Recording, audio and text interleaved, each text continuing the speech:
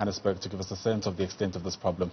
Malungelo, it certainly is a big one. I do wonder, though, whether the newly announced extension has reached some of those corners of society. Take us through what you're seeing.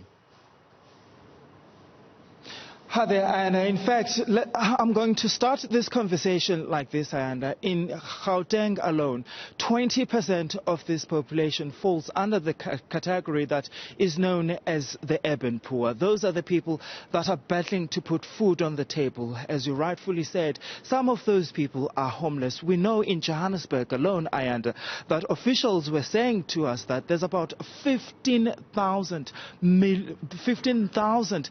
people that are homeless here in Johannesburg, and some of those people have in fact been taken to the shelters that you spoke about, but also some of those have not been able to get accommodation in those shelters. I want to bring in Usis Nombolelo Nkosi. She's one of the people that lives on the streets here in Johannesburg, and she's been living on the streets for quite a while. Sis Nombolelo, I see you've got your mask.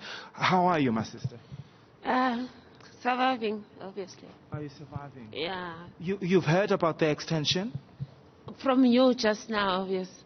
It's going to be hard. It's going to be hard. It's hard as it is now. No food, nothing. I'm a shelter. Yeah. Like there's no assistance from anybody. Like gonna. Why are you not on the shelter? Kutheni ulapha esitalatweni? Ikhona ishelter kule ndawo. You'll get corona fast there than here. So it's better to be on the street? Yes, it's worse. It's like packed. It's too much people. What kind of help do you need? Water, for instance, sanitation. I guess it's part of the cleaning. Yes, and regardless of the roof, but then water and public toilets, showers and all that are closed. No one can shower. That's it. Okay. Thank you, Sis Nombolelo. All right, I want to bring in Ayanda. Oh, Blessing. Blessing is also one of the people that is also on the streets. My brother, how are you? Fine, thanks, and how are you? I'm well. Tell me, how did you end up on the streets? Oh, it was like I had to stand up and do something about my life because time was moving and no one was up besides me to help me do some of the things I feel like doing. So I had to take a decision about taking a step, coming here and try to make a living for myself. Blessing, you've been on the streets for the past, for how long now? I would say for some years now. Yeah. And it was different from what I see now because we are faced with the challenge to adapt to the situation whereby we have never thought something like this could happen. I assume this will make history. The new generation that's going to come has to learn about something like this in which we've been through. Like for an example, how are you surviving in this lockdown? Help me understand and help the person who's watching you at home understand how you're surviving on the streets in this lockdown.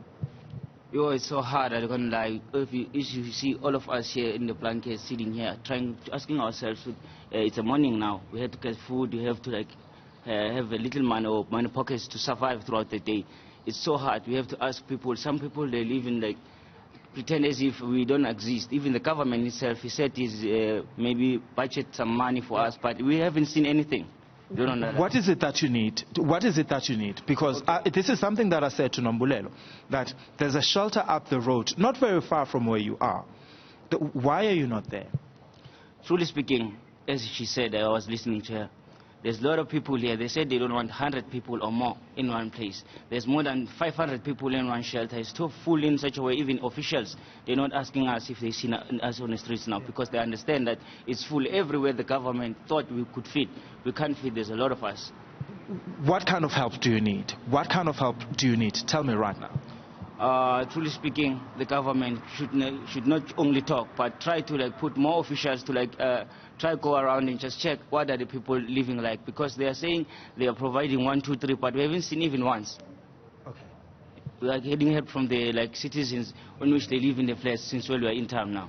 Do you know what you're gonna eat today? How you're gonna survive the next 14 days? Do you have an idea? Truly speaking, only God knows. We put our faith and our trust unto Him. Okay.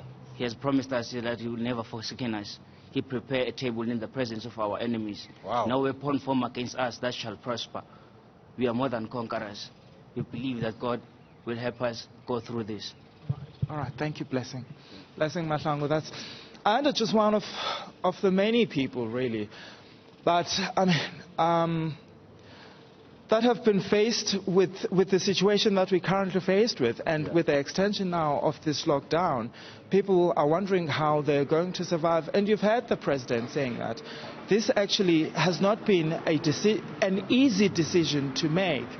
I wonder then what officials in Gauteng, especially the social development officials, who have over the past few months have been trying and get some of the people off the streets into the shelters, would say, when the people that, are saying they've been trying to help are saying that actually the shelters that they're trying to move us into are full, and we feel like we're more at risk in getting the COVID-19 virus than we currently are on the streets. Ayanda? Certainly a sobering thought, Malungelo, of course, as we all try to figure out how we're going to make it work for the next couple of weeks. Thank you very much.